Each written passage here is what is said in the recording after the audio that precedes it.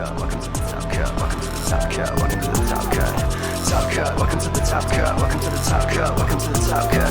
Hello, everybody. Those that don't know us, we are the Top Cut Podcast. We are a very, very, very, very small podcast, probably the smallest guest on the Subathon at all throughout the entire time. And we are, well, I'm Sonny. This is Caleb. Hello. And of course, we have our wonderful guest Farfa with us. What's up, dude? I'm happy to be here because I haven't been on a podcasts at least in a while. I don't even remember any I've been on, to be honest with you. So yeah, this is a different experience and glad to try out something new. Well, we're going to keep it pretty standard here. We're not going to get too in-depth on anything. We're going to start off, like I said a few minutes ago before we started recording, on some patron names, and then I want to talk a little bit about you as a player and as a creator and kind of how you got into the game. And then we will shift from there into a little bit of discussion about the meta and basically everything that's wrong with the game. So, wrong? What do you mean wrong? There's nothing wrong with the game. What are you so? No. What's your Causey ID? Oh no! It started. And if Konami, if you're listening, like Farfa said, there's nothing wrong. This game is perfect. I have no criticisms personally. It's all Caleb, I swear. So, of course, let's start by thanking all of our wonderful patrons. So, a huge thank you to. Here we go. You can just stop me whenever you have something you want to say. Cam Yang, is Furious, Austin Johnson, Kane Martin, Marshawn Jones, is Furious, Yeet the Feet, AD, Anthony Lila, confirmed Konami has a shame kink. I'm so getting banned. Dank Nugs, Earth Machine Best Deck, which is just a lie. I think that's pretty true. Epi, has anyone actually read Toy Vendor? HGH Cyber, I Am McLincoln, Jarrett Helton, Mountain Man, Oatmeal Spaghetti, Owen Alvarado, Pig, Rudolph, Sprite Farter. Sprite Farter. Oh god, what a great pun. I love it. That's hilarious. To be fair, it started off as Invoked Fart, and then I believe it was. There's been a bunch of fart ones. Yeah. Super Ancient Deep CD's Nuts King Coelacanth. I can't even say that one. Tearlament's having this floodgate in your mouth. The Hoover Dam. Yeah, the Hoover Dam is a floodgate. Having this floodgate in your mouth. Oh, that's great. What the hell? There's a lot of floodgate ones. There's a lot of floodgate ones because we have this ongoing debate on the podcast, which I know you don't know this, but you accidentally fanned the flames heavily on whether or not Appaloosa is a floodgate. And did I talk about Apollo being a floodgate of sorts? So on your last Subathon, you had an interview with Patrick Hoban, and Appaloosa was brought up, and he said Appaloosa is a floodgate. And it's been an ongoing thing for a long time on the podcast at this point. It's a problem. Some way to look at it, I suppose, but my good friend Vlad always says that Blue Eyes White Dragon is a floodgate because nothing over 3,000 attack can deal with it, so it's a floodgate. I guess that's one way to look at cards. Oh no. Okay, so Giant Skyhawk? Yes. It's so bad that he has created an entire alignment chart on what is and is not a floodgate, and every time it comes up, he brings it up. He posts it in the server because he's a mod in our server, and so it comes up a lot. And that I'll have to send it to you later for you to go over. I assume Apollo has to be like chaotic neutral, right? Alongside, I don't know, Imperial orders like lawful evil and stuff, right? I think I don't even remember. It's so convoluted. Yeah, it gets to the point where the Konami rulebook is listed as a floodgate in one of the squares, like lawful evil or something. If there's rules and I can't do what I want with my cards, you're floodgating me, right? Is the logic. It's something like that. All right. We have Unbanned number 95, Konami. Understanding and reading are two different things. There's more D's Nuts ones coming. I'm just going to warn you. Virtually Savior's World. You still play Dragon Link. Well, cry me a river while I'm dragging D's Nuts across your face. Standard American humor. It's so It's low hanging fruit, but it makes me laugh every time. Zingis Khan, Aaron Gardner, Asami, Brandon Potter, Dragon Maidenless Behavior. Nice. That- Nice. That's my That one's favorite. been my favorite for a long time. Jerry Beans, man, King Henry, Old Man Red, Pin Code 143, Ray Powell, Shockmaster did nothing wrong, slaking it up, limiter removal for game. I don't know what that one's about. Would you? It's a Numeron player. Yeah. I had a feeling you might have something to do with that. It's a Numeron player. It has to be. Touch Stop some crying grass. about. Yeah, stop crying about Call by its balanced VFD's nuts. And So basic, so typical. It's like laughing at a fart joke. Wow. I hate myself. you chuckled. Yeah, no, being bound by that of the head judge, I repeat, there's no way anyone is legally allowed to say that. So there's that.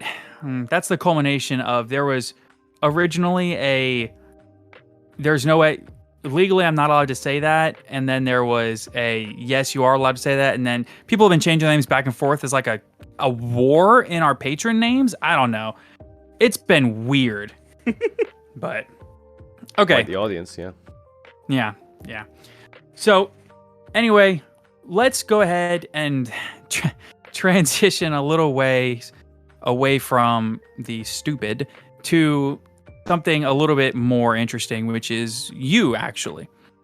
Oh boy. So, a lot of people don't really give you, in my opinion, the credit that you deserve for what you've done for this community, not just as a content creator, but, as a content creator pulling forward and really expanding upon the Twitch platform. And to me, your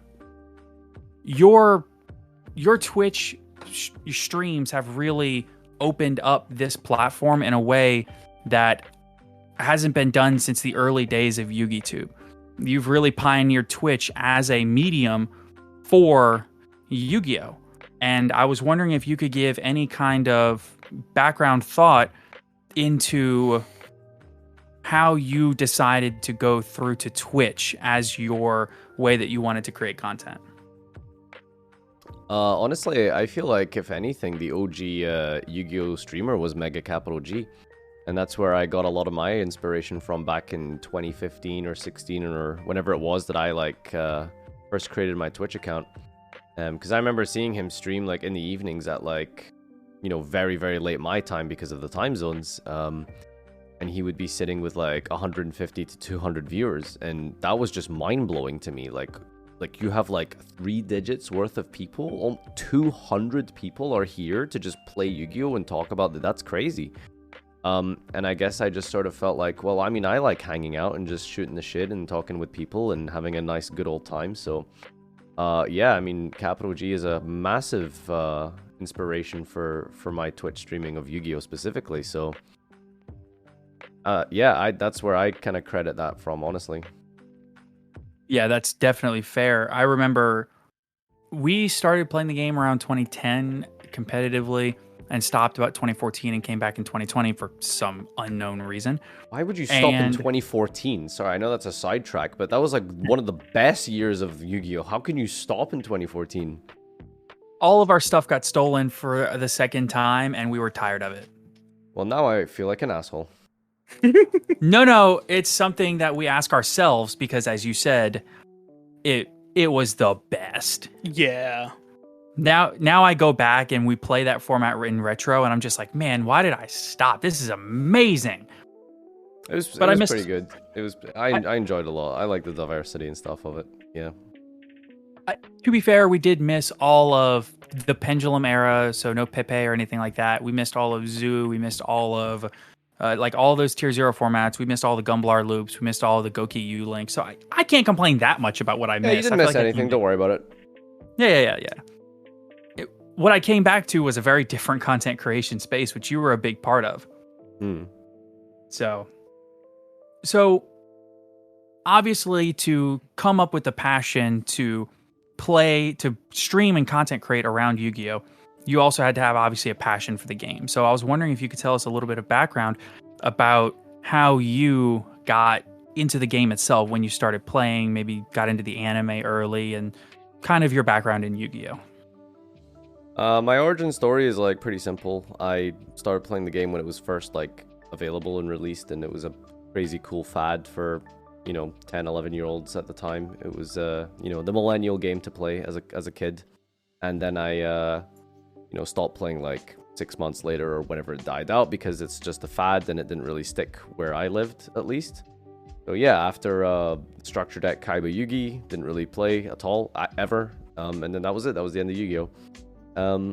Many years later, in 2013, at the end of Dragon Ruler format, me and my friend were just hanging around, sitting in his basement, playing video games, hanging out, watching shit on YouTube, and suddenly we randomly found a stack of his cards, just sitting like in like a box behind his desk or something, and there was Yu-Gi-Oh cards in it. We're like, oh wow, I remember this shit. This was great.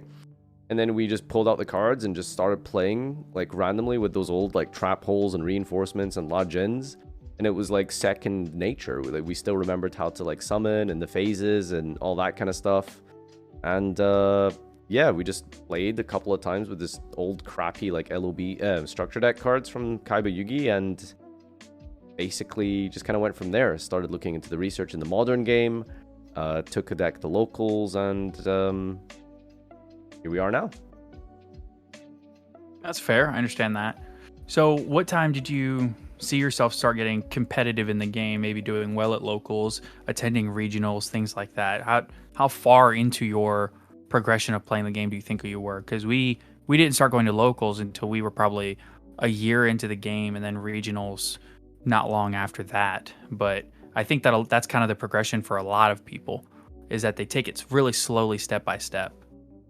I jumped in to competitive Yu-Gi-Oh immediately. Like, I wanted to like do well. Like I'm a competitive person. I want, like, you sit and you duel someone, and like, well, my objective here is to beat that person.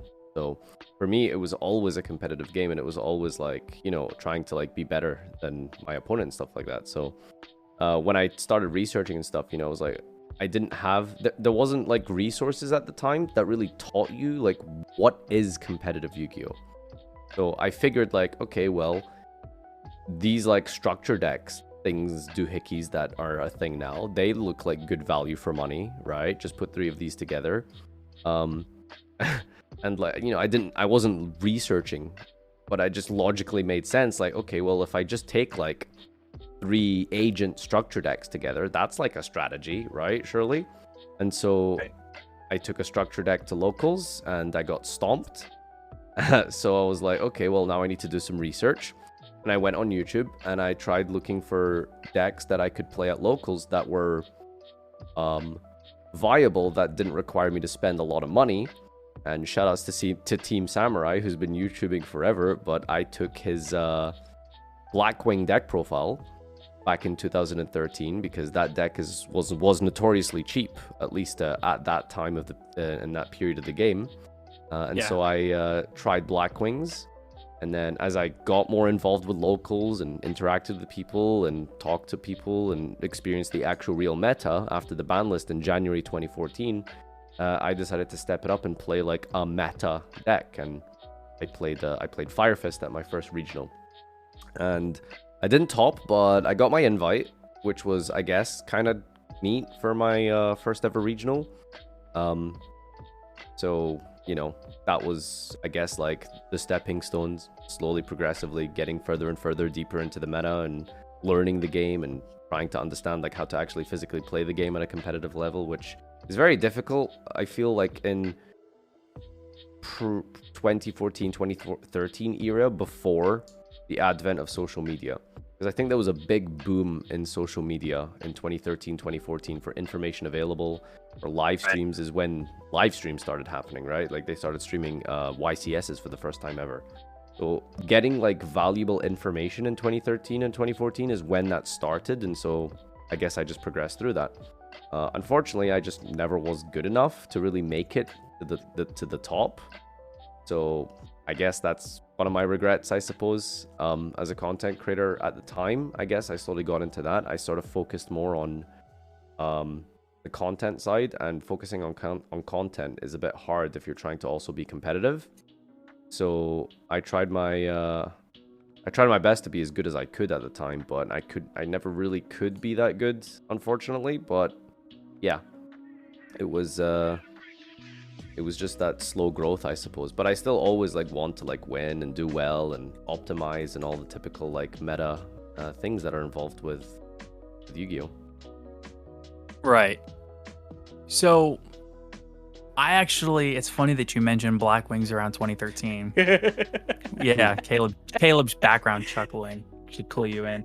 So we attended YCS Austin 2013. It was our first YCS that we ever attended, and the only one we did before Charlotte this year. And I gotta say, I cannot help but remember a Blackwing feature match, like round 4. Dude was undefeated because Gale had just come off the ban list to 3. Or was it? It was Kalut. It was Kalut. Yeah. And my joy, because Blackwings were my first competitive deck. The joy that I felt, and then the dude got stomped in the feature match, and I was like, well, he tried. He tried. I mean, hey, Thanks for trying. I mean, I still think it was impressive. He got to round 4 completely undefeated at that point. He was dealing with Mermail and Fire Fist, so he did well. Yeah, the original Fire Water format. I don't think normal summon Shura Special Gale was really quite gonna cut it back then. No, it probably wasn't. The deck had some cool Xyz plays that it could do, but realistically, it had been power crept out of the meta. So, yeah. So, a little bit into, so you started getting competitive around 2014, and your content creation started around 2015, I think. 2014 Nationals was exactly when I uploaded my first video. It was really just deck profiles and basic things like that, and then I slowly started evolving into more discussion-based things and took off from there. Gotcha. And a little bit of a side question. I'm seeing a lot of fish in the chat, and I'm wondering if you could explain the fish to me. It's absolutely nothing deep, or no pun intended, crazy about that.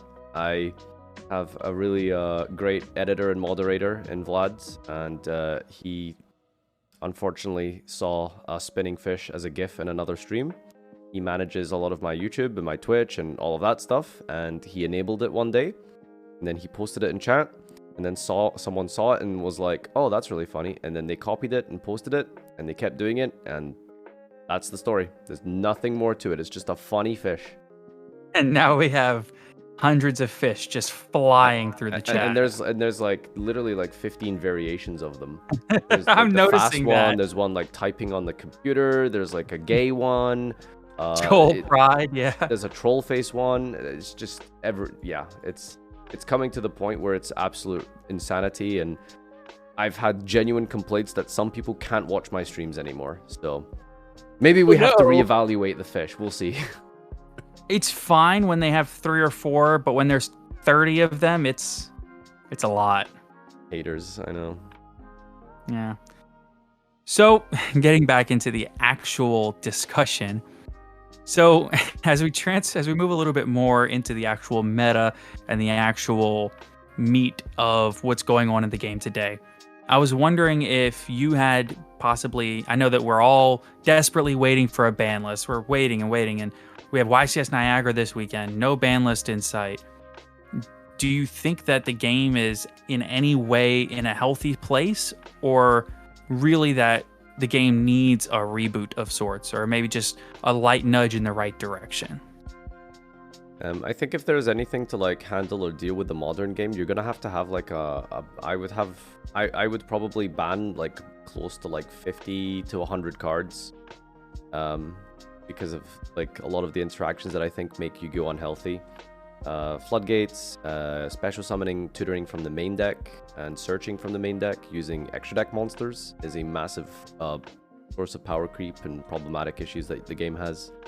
But yeah, I would go with like a 50 plus card ban list for sure, and just have almost like a soft reset of the game through that. Another approach I think that could really work would just be like an alternative format, not as a replacement, but as an addendum to the game. That like Magic the Gathering, for example, has multiple different formats people just choose to play that they can run instead. They don't have to play like Modern. They can play Legacy, they can play Commander, they can play... I I don't know, the Sicilian cum gambit format, etc. They just have a billion different formats, I guess, right? Which I guess could be kind of confusing for some people, but I think Yu-Gi-Oh could do well with a new reset of sorts. And me and Joseph MBT are actually trying and attempting to do that with a new series that's coming up soon. As a small plug, we sat down tonight on stream and we just designed a pack, and we're planning on going through multiple eras of Yu-Gi-Oh and just playing like good cards from different eras of the game and just trying to make a healthy format and a healthy balanced game. And going to be publicly available. People can test it, play it, try it out, see if they enjoy it. And I think that basically something like that could work, like a rotation style format where you just have like you can have a reboot of the game. They reprint all of these old school legacy cards and they progress forward and they rotate them out, bring good cards back in, bring bad cards, bring better cards from the past back, etc., etc. So, I think there's like a lot of potential for Yu-Gi-Oh in terms of alternative formats that can be explored.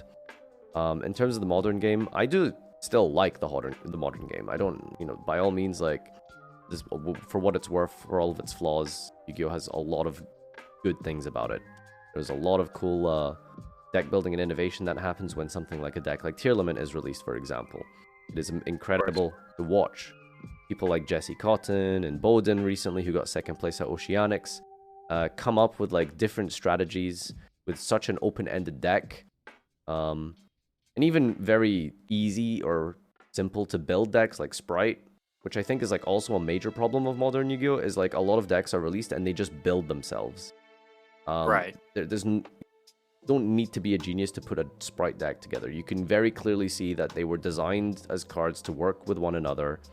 And yeah, I think decks like that are very bad in terms of design because, I mean, archetypes, I feel like, are a whole different subject that you can talk about, but I think that there's just different things that they can explore with an alternative format. They don't need to necessarily follow archetypes and stuff again.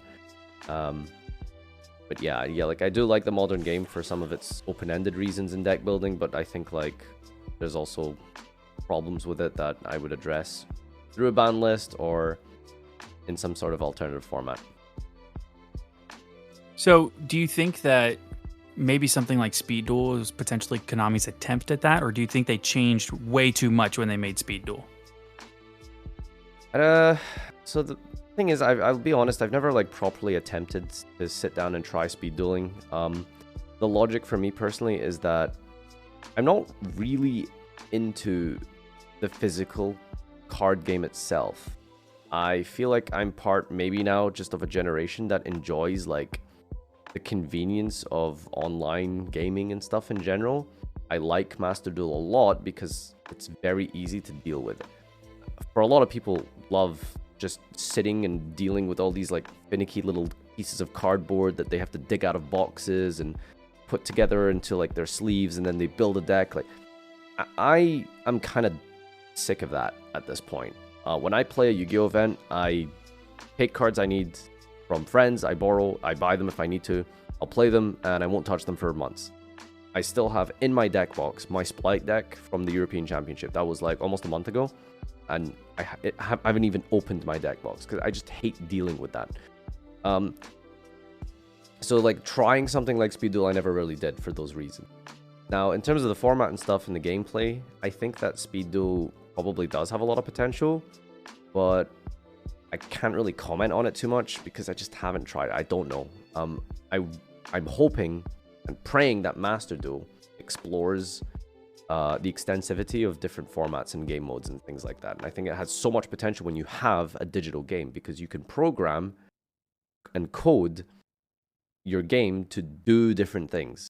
And I think like Master Duel has that infinite potential. They've actually tried that with Cross Duel, which just came out today. I played that a lot on stream, and it's interesting. It's a different take. It's not a card game per se, but it's a different type of game, and I don't hate it. So I just want to see more different things explored, and I'm hoping that Master Duel explores things like legacy formats, different game modes, arena mode, which is very similar. Like basically, I'm talking about Hearthstone here, like something like a Yu-Gi-Oh Arena or like a draft mode would just be infinite content, you know. And I feel like something like that just different, but not too different from constructed advanced regular Yu-Gi-Oh. I think it's definitely something this game is missing. Really just a fresh take that can be Yeah. done easily through Master Duel, right? I feel like Cross Duel was like a really good step in that direction, but yeah, like a Yu-Gi-Oh Battleground or Auto Battler, like someone in my chat just mentioned, would be kind of cool. Definitely. Actually, I have a quick question about your opinion on a specific thing I thought that I've been thinking of for Master Duel. Is like Master Duel exclusive cards, because it's a programming thing, you can do a lot more with them. So you can, so kind of like how Hearthstone has some cards that on summon, that when they're summoned, they summon something else. Like, in your opinion, do you think that would be pretty cool for Master Duel itself, or would that just kind of Magic the break everything? Gathering, Magic Arena has exclusive online cards. And I think Yu-Gi-Oh could absolutely do cool things with exclusive online cards and card effects that only work and exist in Master Duel. Now, I wouldn't want it as part of like the typical standard advanced format, but I think, like I said, with different game modes, different drafts and stuff, like could be cool if they just created like exclusive online cards. Could potentially be a neat idea.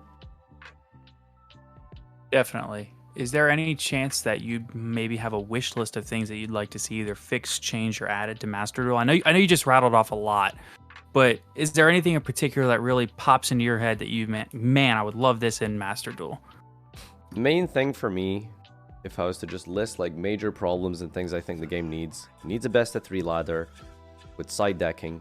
It needs a draft mode. It needs a classic retro mode, and they need to let you craft banned cards, I guess, if they're not gonna fully support a retro mode, because they tried to do that recently. There is an unlimited mode, but you can't make like Pot of Greed and Graceful and stuff to play like Go.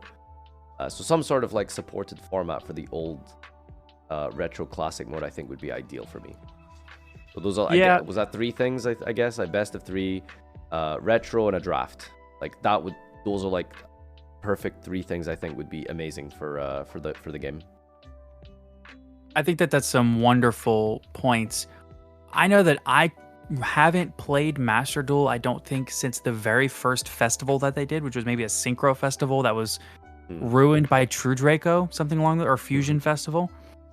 Yeah, But- I may or may not have been one of those people flipping the Monarchs Erupt during Fusion and Synchro Festival, which I guess was, again, a major flaw of theirs. Now, interestingly, you bring up festivals, but the normal Rare Festival that Konami had was one of the best festivals they had at Master Duel.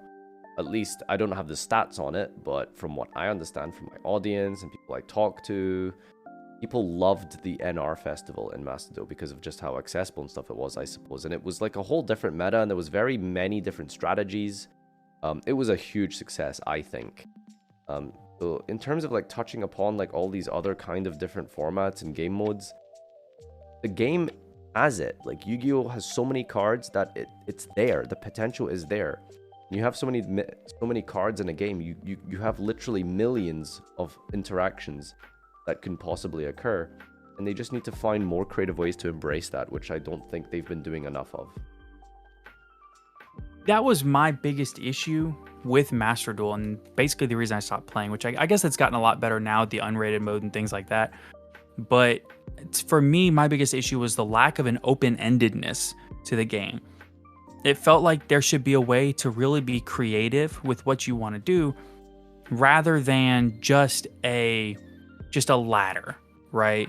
A way to go in with your friends, play old retro formats with banned cards that, like you mentioned, are simply uncraftable and unplayable in Master Duel. You don't have a way to access them. And I don't know if it feels like they're just scared of trying and embracing new things. But yeah, that's like a massive problem. Like that potential is there, and they just don't want to try something different and new. Right. And a lot of that different new things would really go over quite well, I think, also in the TCG. I think that if something like Time Wizard was properly done and really embraced, that Time Wizard could be a huge thing within the TCG community. Retro formats are already massive, but something like a Time Wizard format themed product, something we've talked about on the podcast before, is that if they would do something like a time capsule product, say a $20 MSRP product that comes with different, say, 2 playable decks from a Time Wizard format, say a Goat deck and a Chaos deck, or pick 2 Edison decks.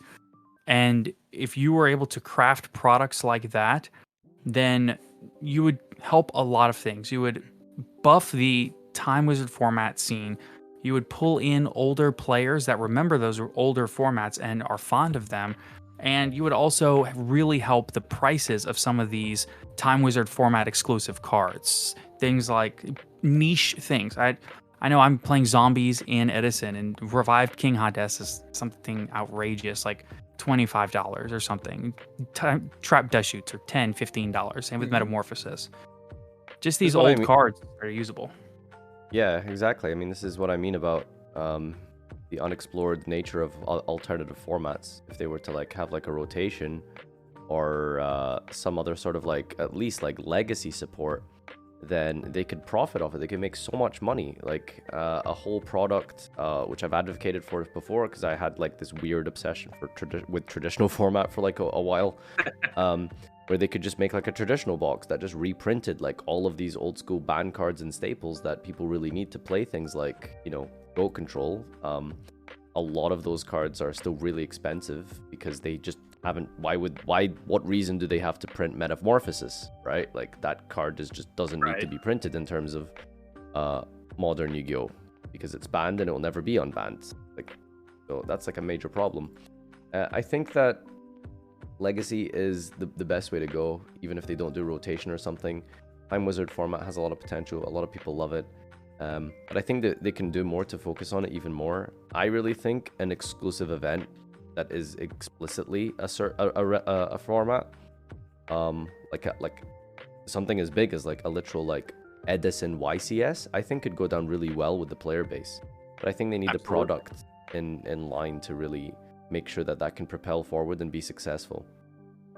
I think a way that they could start is that if they would announce in advance. I know that at the European Nationals, they had a Time Wizard format, which was a weird kind of Goat format, but not really. It was Goat format with Cyber Dark Evolution, which wasn't Goat format. Yeah, it's kind of... I'm trying to be respectful, but it's kind of laughable how that even happened. Like, exactly. It's not, you can't have Goat format and then make Cyber Dark Evolution legal. Like, what is it? Is it Cyber Dark Revolution? I don't even know. I'm not like passionate about it. But what I do know is that you can't have that format with Cyber Dark. It's not the same format. Yeah, no, that's not Goat. That's just Reaper format. Essentially. Reaper format on a Goat ban list. Yeah. Which, to be fair, is kind of an interesting, different format that really only existed for like 2 weeks, but it's not really what we think of when we think of Goat format. Exactly, yeah. Exarion and Cyber Dragon is just not what that format is. It's very different. Right. So I think if they did something like announce, okay, well, we're hosting an Edison format Time Wizard event at XYCS, and they announce it maybe 3 months in advance rather than maybe a week in advance, and not change the format completely, they could fill, I know they do the little 8-man and 16-man pods at these YCSs. Like, I know I'm going to Niagara in this weekend, and I'm not expecting to see any Time Wizard there other than walking up to somebody and saying, hey, do you want to play Edison? And everybody's got an Edison deck because, well, when it started, it was relatively cheap, but it's just... I don't know. I don't know what to think about the way that Konami is approaching alternative formats, because it seemed like we got that notification either early this year or late last year that they wanted to explore all these alternate formats with the what would be extremely broken Deckmaster format and things of that sort, and we just never got follow through on it. Yeah, no, I wholeheartedly agree. So, yeah. Okay, so my whole thing with the Deckmaster format was if they're going to do that, like with where you have the Deckmaster, all that, they'd probably either have to print special cards that can only be Deckmasters, and that's your Deckmaster, or just straight up say, yeah, you can only use these cards as your Deckmaster. Yeah, there would have to be a ban list, essentially, of Deckmasters. Yeah. Ban list would not be the right... I think, like, you would have to ban so many cards, it's easier to just say what monsters can be Deckmasters rather than which ones can. You know, I don't know if anyone wants like to play in a format with like a Jinzo Deckmaster or an Amano Awato Deckmaster because their continuous effects apply to the main game. Like that is, for lack of a better word, a shit show. So yeah. Yeah, or like my idea was just printing out special cards that can only be deck masters, like maybe Jinzo Master blah blah blah. Similar to the skill cards in Speed Duel. Yeah, but Yeah. they're actual monsters that you can summon and blah blah blah. Yeah. Or even if they don't want to make like new unique cards, at the very minimum, just have like, okay, a very small basic pool. Like, I don't know, Mrs. Radiant is like a deck master. Your Earth monsters gain 500 attack, right? Like really simple things like that could maybe be okay deck masters. Because I don't know if anyone wants like an Inspector border deck master format and stuff, right? Oh, I can already hear the Last Warrior from Another Planet deck master format coming. Yeah. Yeah. So we like to close out these episodes with a bit of some questions from our audience. Normally we do a mailbag questions in our Discord server, but I would love to see chat throw some reasonable questions into chat, and I would love to see if we can get some questions from chat. You want to do this live? You don't have anything pre-asked per se?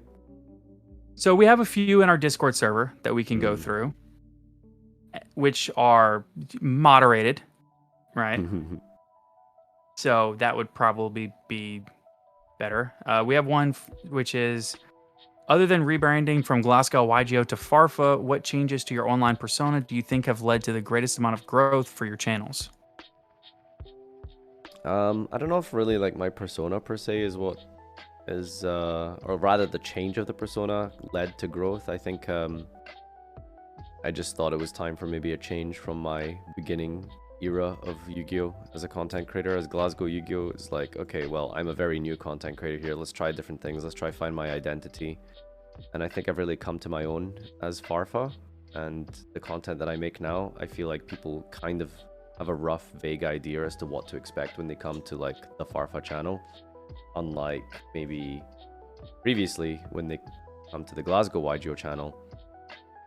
I feel like there was a lot of bit of everything going on, and it didn't really sort of, I guess, cohesively come together. Like there'd be like a serious deck profile and there'd be like a funny like skit. Like it was sort of a mess. Right. So I've kind of like, at some point I rebranded and I was like, okay, I'm gonna focus on like this style of content, and I think I've been vaguely consistent over the years with that. Do like a couple of serious deck profiles here and there, maybe just if it's like my own, but for the most part it's like, okay, well, here's like some funny recap of like some memes and news in the Yu-Gi-Oh community and controversies and things like that. It's kind of like what I like to do, I feel, is sit down and like talk about things that have happened, and discussions with highlights from my stream is really just like the main thing you get from my content here. So I don't really see myself as a YouTuber anymore, which is, I suppose, funny, because I started out as a YouTuber. Like, I see myself as a Twitch streamer who has a YouTube channel rather than a YouTuber who has a Twitch channel. You know what I mean? Yeah, for sure. I know that there's been a lot of discussion from other creators in the space, like well-known creators, that you can't really grow very well on YouTube. You really have to move to another platform and then push to your YouTube. Do you think that that's played at all into how you've grown, kind of moving to Twitch rather than starting on YouTube, but moving to Twitch and then promoting your YouTube through your Twitch, but really branding yourself and coming through as a Twitch streamer? Sorry, do you mean it's hard to grow on Twitch, not YouTube, right? So I think that there's been some discussions. I know that I think I saw there's Because I very much disagree that you can't grow on YouTube. YouTube is the best place to grow organically. I don't, like, on Twitch, there is no growth organically. You can't just switch on your camera having zero fan base or some sort of like stepping stone and find success. Like, that's just not going to happen unless you have other ways to grow yourself. And that is networking or a YouTube platform or something, right? Because I feel like that's how my Twitch grew. I had like a small base of people that I started with through my YouTube and then kind of went from there. But if you expect to just turn your camera on Twitch and stream with no one else to watch you or who's heard of you or any other platform to promote you through, you're not going to get anywhere. So That's kind of what I think. On YouTube, however, you can post a video, you can share it around a couple of groups, and the algorithm might catch on fire. And I think that's really just how I started anyway, honestly. One of my friends subscribed to me, a couple of Facebook groups here and there. Zodiac Duelist, I owe a lot of my success to Zodiac Duelist, which is ironic because I despise that group. Yeah. Yeah, we got a lot of our growth from Twitter, actually, promoting on Twitter and trying to interact with people on Twitter. Yeah, So- absolutely. I mean, you have to diversify your content and your avenues of advertisement. You know, I have a TikTok now that I haven't uploaded in a week for because I've been busy with my subathon, but got a TikTok, post on Twitter, interact with people on Facebook, YouTube videos, Twitch streams. It all comes together, right? Different avenues, different platforms, and I think that's really what you try and do. People have been telling us to start a TikTok, and I don't know how I feel about it. Yeah, one of my friends told me that they were talking to like, was it their partner or something? Basically, like they were like a marketing expert, and they were saying like, you know, how do you grow things and advertise in this day and age? Like, make a TikTok. Right. That's what you gotta do. Make a TikTok. It is the best format, apparently, the best way to like get growth and views or anything. Is make a TikTok. Right. Okay. We're going to ask like 2 more questions and I'm going to let you go. I know it's extremely late for you and we are keeping you up. Oh, don't worry. I'm- I still have another hour and 10 minutes of my subathon, so you can, Oh, no. you can do whatever you like. Well, we're going to ask, what was your favorite event that you played in and why? Favorite event? Gosh. Really hard one. I'm not sure. My favorite event? There's been so many at this point, honestly, but I guess I weirdly really enjoyed my one and only American event I went to. I loved Dallas, Fort Worth, Dallas, I guess it was, in 2019. I had a couple of friends. I have a couple of friends that met you at that YCS. Yeah, it was amazing, honestly. Something about just like American people in the culture was it's just more fun than European events for me personally, you know. No offense to Europeans, but they're really dry and kind of boring. So going to an American event and hanging out with like, you know, Americans are just crazy. They're just so funny and what's the word? Extrovert. I loved America. You know, it was great. Wouldn't want to live there. Gotta be honest with you. I'm being real. I wouldn't want to live there, but oh my god, is it a great visit? It was so good. And I can't wait for Pasadena. For what it's worth, I don't particularly want to live here either. So for what it's worth, I'd rather have healthcare. So that's where I'll leave that. That is yeah, don't need to get too political about it, but you know, I loved and enjoyed the YCS, but I couldn't live there. Very happy with my education and healthcare. Yeah, there are wonderful things. And I think the last question that we had here was, who would win in a fight, tour guide, beat cop, or new reporter from the underworld? Oh, who's that last one? Is that a Rush Duel card? Reporter from the underworld? I believe it is, actually. Is it? I don't- Okay. I don't know if it's a Rush Tool card or if it's a card that's coming out soon. I remember seeing something about it on YuGiOh Organization, but that's about it. How new are we talking? Is this like really new?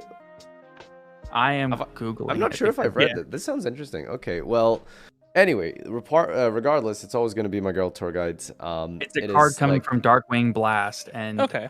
she looks I very see. aggressive with that microphone, is what I'll say. All right, now, just as a a thing to say, like tour guide is absolutely my 100% most favorite, amazing like mascot. I love tour guide to death. It's my favorite card. I have a giant card that I spent money on. All of my emotes on my Twitch channel are tour guide themed. All of my notifications on Twitch are tour guide themed. I love tour guide. It's just the best monster ever. So, yeah, I love tour guides. That's all I can say. Which is weird because my name's Farfa, which doesn't make any sense, I suppose. I mean, tour guide is integral to that deck. I mean, Of course, yeah. I mean, it's a BA monster, right? It's absolutely a BA monster. At least, like, in the context of the time I started, it's a BA monster, right? Because before that, it it's not, right? Like for a lot of people, like tour guide was like, yeah, you summon Sangan in defense and you search a hand trap later, or you overlay into like Leviathan Dragon. It's like BA came way later. Yes, absolutely. Well, that's going to be all from us. But before we go, I do need something from you, and not really from you. I need it from chat. There's been an alarming lack of Twitch primes since we've been here. I know that you all have them. Give them up, please. The man's been streaming for a week. Keep him going, by all means. 3 hours and 40 minutes. That's not enough time to even get through the night. See, that's what I'm talking about. There's a sub. That's it. Thank you so much, guys. I really appreciate it. It's been a blast. It's been real fun. So thanks for having me. Please get some sleep. Yeah, but hey, thanks for letting us be on. Absolutely. Thanks so much. Oh, of course. It's my pleasure. Thank you, and take care. Hope to meet you we won't be up Pasadena, but maybe the next YCS that you attend. If we're in Dallas, we'll definitely be there because we're only a couple of hours away. Awesome. Sounds cool. All right. Thank you, guys. Take care. Yep. Have a good evening. Take care, everybody.